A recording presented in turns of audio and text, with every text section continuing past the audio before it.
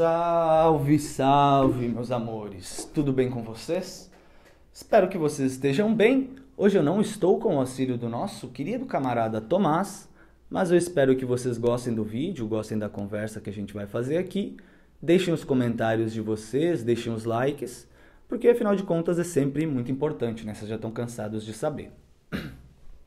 O vídeo de hoje eu já queria ter trago antes para vocês, eu queria ter feito ele junto com a análise que eu fiz sobre o livro do economista Branko Milanovic, O Capitalismo Sem Rivais, porque esse livro aqui, que é o livro do Ha-Joon Chang, eu estudei junto, na mesma época que eu estudei o livro do Branko Milanovic, que era um tempo que eu estava me dedicando aí aos economistas liberais, estudando a teoria de desenvolvimento econômico baseado numa estrutura capitalista, né?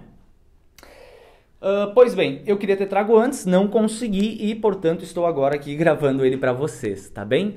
Como vocês já devem ter visto aí pelo título do vídeo, o nome do autor é Ha-Joon Chang, eu não sei se a pronúncia está bem correta, né? Porque é um nome sul-coreano. Ele é um economista que nasceu na Coreia do Sul, mas os seus trabalhos se deram, na vasta maioria do tempo, na Inglaterra, principalmente na Universidade de Cambridge, onde ele, desde os anos 90, acredito eu, pelo menos, vem desenvolvendo aí as suas teorias e também dando as suas aulas, tá bem? E, sendo que ele já foi assessor do Banco Mundial, assessor da ONU, enfim, né? É um economista liberal, não tão liberal quanto é o Branko Milanovic, né? Digamos assim, é um economista mais realista, pelo menos foi essa a impressão que eu tive ao fazer a leitura desse livro. E também é um economista que, de certa forma, é anticomunista, né? É um economista que defende premissas do sistema capitalista. Então aqui vocês não vão ter nada de marxismo, nada de comunismo, não, né? Pelo contrário, pessoal, isso aqui é um economista que defende o capitalismo. Contudo, entretanto, porém, todavia, é um economista mais razoável, mais realista e que, de fato, fala que os países se desenvolvem, né?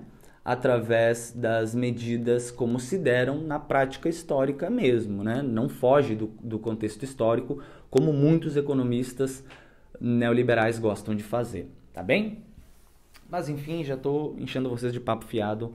O que é importante desse vídeo é, eu separei alguns capítulos em si que eu queria trazer para vocês e comentar aqui no canal. Claro que não vai dar para trazer todos hoje, e eu selecionei o primeiro para trazer para vocês, que eu gostei, né? E acho que é interessante a gente conversar.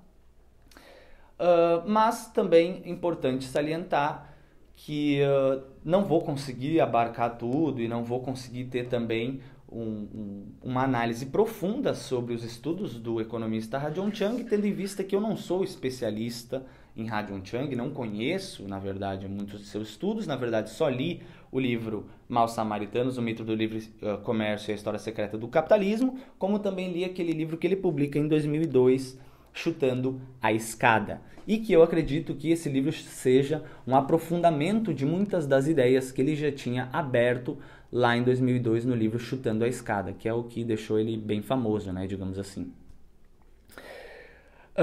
Pois bem, deixa eu ver se tem mais alguma coisa que eu precisava falar sobre ele. Eu acredito que não. Acredito que o importante seria isso de trazer, né? Enfim. Vou ler para vocês então o capítulo 1, que se chama O Lexus e a Oliveira Revisitados, os mitos e os fatos da globalização, tá? Aqui vocês vão ter então um gostinho de como se desenvolve uma verdadeira indústria multinacional e como isso nada tem a ver com teorias de livre mercado, com pouco imposto e blá blá blá blá blá blá. Pelo contrário, é muito desenvolvimento estatal, investimento massivo do Estado, né? Tarifas, proteções alfandegárias, enfim, limite de importação, muitas medidas para proteger as indústrias nacionais, né? É assim que um país se desenvolve, tá bem? Então, nesse aqui é um capítulo que vocês vão ter um gostinho dessa história, porque vão ver como a Toyota, por exemplo, que é o caso que ele traz, foi desenvolvida na base de muito investimento estatal, tá bem? Então, vamos lá, chega de papo furado, já estou enrolando demais. Então, como eu disse para vocês, o economista é o Ha-Joon Chang e, conforme deve estar aí na descrição do vídeo, no título, né? O título do seu livro é Maus Samaritanos, o mito do livre comércio e a história secreta do capitalismo, tá bem? Que eu acredito também tenha sido publicado em 2006 na versão inglesa, original, e aqui no Brasil deve ter vindo em 2008, 2009, tá? Mas o importante é, ele escreveu esse livro ainda antes da crise financeira de 2008, tá? Mas tem bons paradigmas ali, aprendizados, mesmo que esteja sendo escrito antes da crise de 2008, tá bem? Vamos lá. O Lexos de Oliveira revisitado, os mitos e os fatos da globalização. Era uma vez um fabricante de automóveis de um país em desenvolvimento que, em determinado momento, passou a exportar seus primeiros carros de passageiro para os Estados Unidos. Até aquele dia, a pequena empresa fabricava apenas produtos de baixa qualidade, cópias pobres de itens de qualidade dos países mais ricos. O modelo do carro não era nada sofisticado, apenas um carro compacto e barato, abre parênteses, tão ruim que era também chamado de, abre aspas, 4 rodas e um cinzeiro, fecha aspas e fecha parênteses. Mas esse era um grande momento para o país e seus exportadores se orgulhavam. Infelizmente, o produto fracassou. A maioria das pessoas considerava o carro pequeno, repugnante, e os compradores precavidos evitavam gastar dinheiro sério em um carro de família vindo de um lugar no qual se fabricavam apenas produtos de segunda categoria. O carro teve de ser retirado do mercado americano. Esse desastre levou a um debate sério entre os cidadãos do país. Muitos argumentavam que a empresa deveria ter ficado em seu negócio original, que era a fabricação de máquinas de tear simples. Afinal, o produto que mais se exportava no país era a seda. Se a empresa não podia fazer carros bons depois de 25 anos de tentativas, não haveria futuro para ela. O governo dera ao fabricante do carro total oportunidade para seu êxito. Ele garantiu bons lucros para a empresa no país por meio de tarifas altas e controles draconianos do investimento estrangeiro sobre a indústria automobilística. Menos de 10 anos antes, o governo dera dinheiro público para salvar a empresa da falência iminente. Naquela época, os críticos argumentaram que os carros estrangeiros deveriam ser importados livremente e os fabricantes de automóveis estrangeiros, que haviam sido retirados do mercado há 20 anos, deveriam se restabelecer novamente no mercado coreano. Outros discordavam. Argumentavam que nenhum país iria a lugar algum sem desenvolver indústrias, entre aspas, sérias, como a indústria automobilística. Eles precisavam de mais tempo para fabricar carros que atendessem a todos. O ano era 1958 e o país era o Japão. A empresa era a Toyota e o carro era chamado de Toyopet. Toyopet. Vocês podem jogar já podem jogar aí no Google, pesquisar para vocês que era realmente meio feinho. A Toyota começou como fabricante de máquinas têxteis, ou seja, tecido, né? Aí, entre parênteses, Toyota Automatic Loom, fecha parênteses. E passou para a produção de carros em 1933, tá bem? Ou seja, antes disso era uma empresa de máquina têxtil, tá certo? O governo japonês retirou a General Motors e a Ford em 1939 e viabilizou a Toyota com dinheiro do Banco do Japão em 1949. Hoje, os carros japoneses são considerados tão, entre aspas, naturais, fecha aspas, como salmão escocês ou vinho francês. Mas, há pelo menos 50 anos, a maioria das pessoas, inclusive os japoneses, pensava que a indústria automobilística japonesa simplesmente não deveria existir. Isso diz muito sobre o Brasil também, né? Meio século depois do fracasso do Toyopet, a linha de luxo da Toyota, o Lexus, tornou-se algo como um ícone da globalização, graças ao livro do jornalista americano Thomas Friedman. O nome do livro é O Lexus e a Oliveira. O livro leva este título por uma constatação que Friedman fez no trem-bala de Shinkansen durante sua viagem ao Japão, em 1992. Ele se dirigia para uma visita à fábrica da Lexus, que o impressionou muito. No trem que voltava da fábrica de automóveis da Toyota City para Tóquio, ele se deparou com outro artigo de jornal sobre os problemas no Oriente Médio, onde ele fora correspondente por muito tempo. E isso o intrigou. Ele concluiu que, abre aspas, metade do mundo pretendia fabricar um Lexus melhor, dedicando-se à sua modernização, ao aperfeiçoamento de sua aerodinâmica e privatizava suas economias para prosperar no mundo da globalização, enquanto a outra metade do mundo, às vezes a outra metade de um mesmo país, outras vezes a outra metade da mesma pessoa, ainda se encontrava na briga para decidir de quem é cada oliveira. Fecha aspas. De acordo com Friedman, os países do mundo da oliveira não poderão entrar no mundo do Lexus, a não ser que pratiquem um conjunto de políticas econômicas muito restritivas, ou seja, vistam uma verdadeira, abre aspas, camisa de força dourada, fecha aspas. Ao descrever essa camisa de força, ele mais ou menos resume a ortodoxia econômica neoliberal de hoje. Para aderir a ela, o país precisa privatizar as empresas públicas, manter a inflação baixa, reduzir o tamanho da burocracia do governo, equilibrar o orçamento, abre parênteses, até mesmo gerar superávit, vocês sabem que o Lula gerou isso aí, né? Fecha parênteses, liberar o comércio, desregulamentar o investimento estrangeiro e os mercados de capitais, tornar a moeda conversível, reduzir a corrupção e privatizar a previdência. De acordo com ele, este é o único caminho para o sucesso na nova economia global. A camisa de força é a única alternativa para um país entrar no jogo severo, porém estimulante, da globalização. Friedman é categórico. Infelizmente, essa camisa de força é mais um, abre aspas, tamanho único que serve para todos, fecha aspas. Nem sempre ela é bonita, elegante ou confortável, mas ela está aí e é o único modelo disponível nesta quadra histórica. No entanto, o fato é que, se o governo japonês tivesse seguido os economistas do livre comércio no início dos anos 60, simplesmente não haveria Lexus. Hoje, a Toyota seria, na melhor das hipóteses, uma sócia insignificante de um fabricante de automóveis do Ocidente, ou, na pior das hipóteses, teria sido extinta. O mesmo seria verdade para a economia do Japão. Se o país tivesse vestido a camisa de força de Friedman no início, o Japão seria até hoje aquela potência industrial de terceira categoria que era nos anos 60, com seu nível de renda igual ao do Chile, da Argentina e da África do Sul.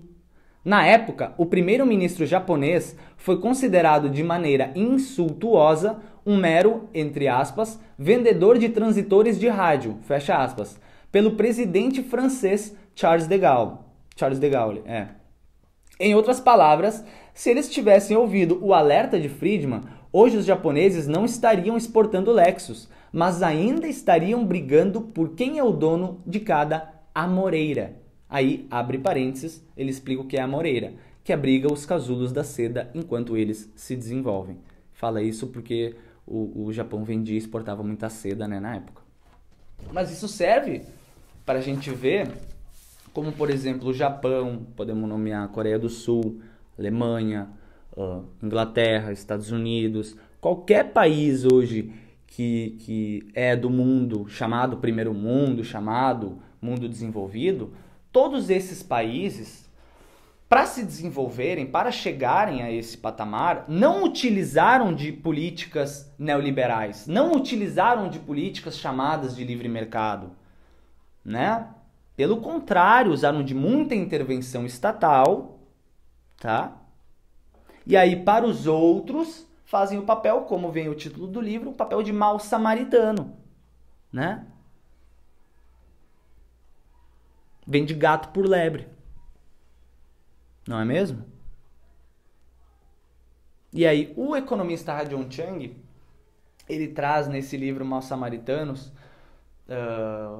uma perspectiva muito interessante e que eu considero realista para os economistas liberais, para aqueles que defendem o sistema capitalista, mesmo que reformas do sistema capitalista, né, e que ainda assim se enquadrando dentro dos princípios capitalistas, ainda assim eu considero um economista bem razoável e bem realista em temas relacionados ao desenvolvimento econômico, né? Por exemplo, nesse caso da Toyota que ele traz pra gente, ele mostra, né, pô, a Toyota poderia ter seguido um caminho muito diferente, poderia estar até hoje em dia, talvez, produzindo máquina de tecido, né? Ou poderia ser uma montadora de alguma empresa, uma indústria automobilística ocidental, apenas uma montadora lá, uma revendedora de carros, né? Se o Estado não tivesse intervindo de maneira ostensiva e literalmente construído uma empresa nacional, a Toyota jamais teria vendido carros para o mundo inteiro. E aí hoje em dia as pessoas consideram, olha como é natural a gente andar num Toyota, é tão natural andar. Não, não é natural, é simplesmente criado, né, gente? Simplesmente criado. Simplesmente criado. Por exemplo, a indústria automobilística do Brasil foi abandonada. Foi literalmente abandonada. Até teve no início desenvolvimento estatal, preocupação, mas foi dado tempo para ela se desenvolver? Foi dado tempo para ela entrar numa fase de uma maturidade? Não, não, de maneira alguma, né? De maneira alguma. E aí, por exemplo, hoje a gente não tem produção de uma indústria automobilística. A gente simplesmente não produz carro. É mais fácil deixar os outros produzir, os outros desenvolver as tecnologias necessárias, os outros desenvolver as forças produtivas necessárias e a gente ficar só exportando algodão, exportando soja, exportando café, exportando minério, né? O Japão não seguiu essas dicas, a Alemanha não seguiu essas dicas, né? Estados Unidos não seguiu essas dicas depois que a hegemonia britânica estava acabando, né? Só que aquele que está na hegemonia sempre vende, como vem o título, é um papel de mau samaritano, né? Vende aquilo que é falso. É falso. Se a gente estuda a história das sociedades humanas, com afinco, com vontade de realmente entender a verdade, conhecer a verdade, né? Como se deu na materialidade histórica, a gente vai constatar que os países que hoje são do primeiro mundo, chamado mundo desenvolvido, utilizaram de muitas ferramentas de intervenção estatal para desenvolver os seus mercados. Ponto e acabou. Ponto e acabou. E se a gente quiser caminhar para esse sentido, ou seja, dentro de um quadrante capitalista, a gente teria que ter muito desenvolvimento das forças estatais, das forças públicas, né? Para fazer com que esse país tenha daí indústrias de ponta, indústrias que estejam na fronteira da ciência, né? E desenvolvimento de mercados mais capazes e tudo mais. Não acham? Enfim, eu gostaria de trazer isso para vocês hoje. Recomendo a leitura do livro do Ha-Joon Chang, ao contrário do livro do Branko Milanovic, que eu não recomendo a leitura para vocês. Aquele livro é bem fraquinho e bem economicista, até eu diria, às vezes muito técnico. Não. Enfim, eu acho muito mais problemático que o livro do Ha-Joon Chang. Ha-Joon Chang é muito mais realista, sempre lembrando vocês, claro, não é um marxista, não é alguém que vai fugir dentro das premissas do capitalismo, não, mas ainda assim é um intelectual bem realista e que, relativo a esses economistas liberais e que defendem o sistema capitalista, é um dos que vale muito a pena a gente ler, tá bem? Então deixo a recomendação para vocês. Ainda vou fazer mais alguns comentários aqui sobre alguns capítulos do livro dele que eu separei também para comentar. Esse é só o primeiro e é do capítulo 1. Eu ainda vou trazer mais alguns, porque realmente vale a pena. E eu espero que vocês gostem, tá bem? Um beijo no coração de vocês, eu vou ficando por aqui e até a próxima, tá bem? Beijo, valeu!